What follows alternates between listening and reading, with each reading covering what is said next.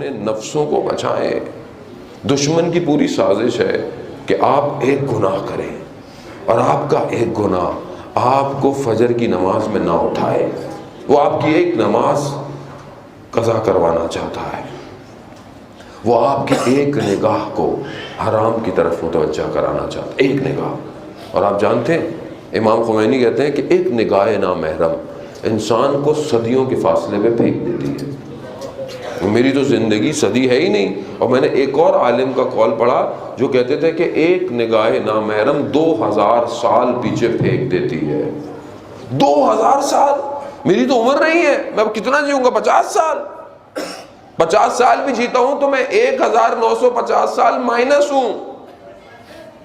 اسی لیے کہا ہے کہ شب قدر میں جاگو اور عبادت کرو.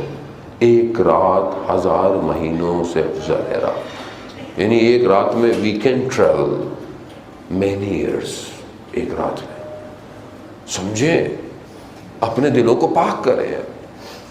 میں بہرحال جوان بیٹھے واقعہ میں پہلے کئی دفعہ پڑھ چکا ہوں بہرحال ان کے قلوب کے منور کے لیے کہ کتنا اہم ہے یہ جوان. میر داماد کا واقعہ کہ جو عالم دین تھے ان کے لیے, ان کے والد کے لیے کہا جاتا ہے. اسفہان کا واقعہ. اسفہان میں تھے, بادشاہ کے گھر, جو بادشاہ تھا اس کے گھر میں جھگڑا ہو گیا. ایک بیٹی بادشاہ کے گھر سے نکل گئی. بادشاہ کو پتہ چلا کہ اہل حرم میں سے بیٹی نہیں ہے. کہا ڈھونڈو. پورا شہر ڈھونڈتے رہے, نہیں ملی. رات ہو واپس آ گئے. صبح جب ہوئی تو بیٹی واپس آ گئی. گھر والوں سے پوچھا بیٹی سالم ہے؟ کہاں بیٹی سالم ہے. کہا بیٹی کو بلاؤ. بڑے بولو کہاں گئی تھی؟ کہا میں ناراض ہوئی تو گھر سے نکل گئی, اور مجھے پتہ تو تھا نہیں, میں چلتے چلتے رات ہو گئی.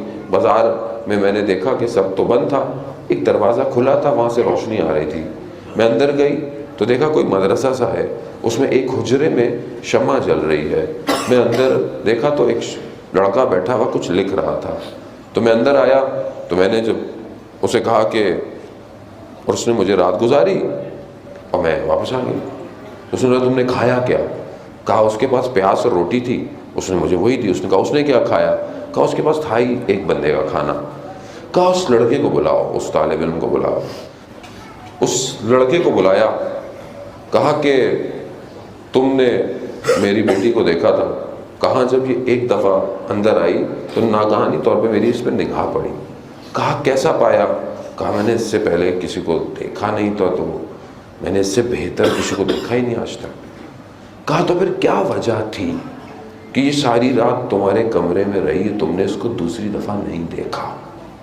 یہ جوانوں کے لیے ظالم ہوتا ہے. وہ کہتا ہے کہ میں رات کو,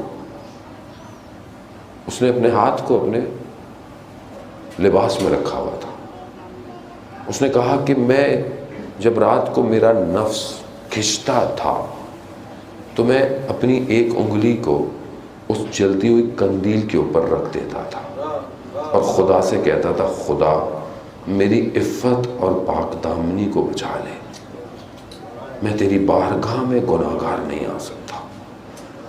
کہتا ہے پھر رات گزرتی تھی تو پھر میں دوسری انگلی, کہتا ہے اس طرح میں نے اپنی, پھر اس نے اپنا ہاتھ نکالا, اس کا پورا ہاتھ جلا ہوا تھا. کہا میں نے ساری رات ایک ایک کر کے اپنے انگلیاں کو جلا دیا اور صبح ہو گئی. کیوں عزیزان محترم؟ کیونکہ آتش جہنم کئی زیادہ خطرناک ہے اس آگ سے, بہت خطرناک. میرا چوتھا امام سجدے کی حالت میں ہے, گھر میں شور ہوا کہ آگ لگ گئی ہے. امام نے سر نہیں ہٹایا. جب امام سر سے ہٹے تو لوگوں نے کہا کہ مولا آپ کو گھر میں آگ لگ گئی تھی. امام فرماتے ہیں کہ وہ جو آخرت کی آگ ہے وہ اس آگ سے زیادہ خطرناک ہے. خطرہ ہے, متوجہ ہوں. یہ تھوڑی دیر کی لذت ہے. میرا امام مولا کائنات علی ابن ابی طالب علیہ الصلوۃ والسلام, اللہم صلی علی محمد